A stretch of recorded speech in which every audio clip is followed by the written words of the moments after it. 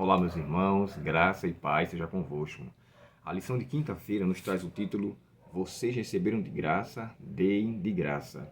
Irmãos, o que Deus fez por nós, Ele não impôs condições para fazê-lo.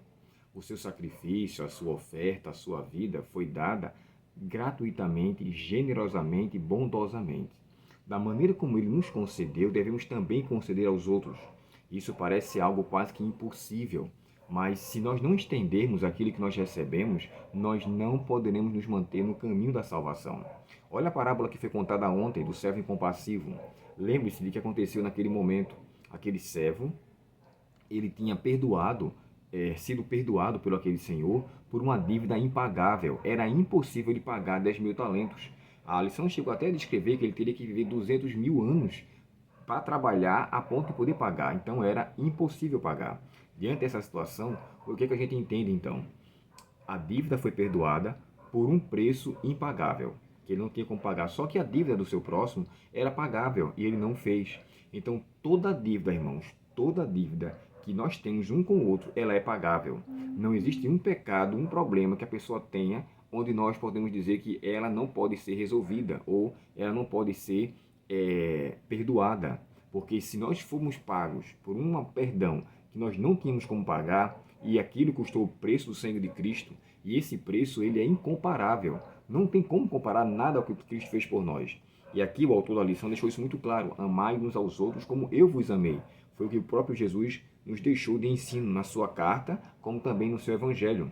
Há uma história, irmãos, que conta que um general uma certa vez bateu em um soldado por algo que ele tinha feito de errado.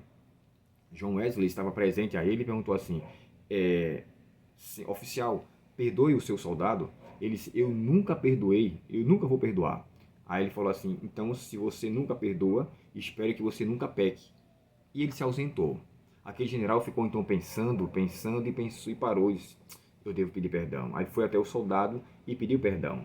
Sabe, não há necessidade de não perdoar. Eu até coloquei aqui um pensamento que eu achei interessante, que eu peguei de um autor chamado Carlos Bittencourt, inclusive, o professor brasiliano, né? Eu achei bem interessante o pensamento dele, que diz assim, ó, aquele que é incapaz de perdoar aos outros, destrói a ponte que tem de atravessar se quiser chegar ao céu, pois não há quem não tenha necessidade de ser perdoado.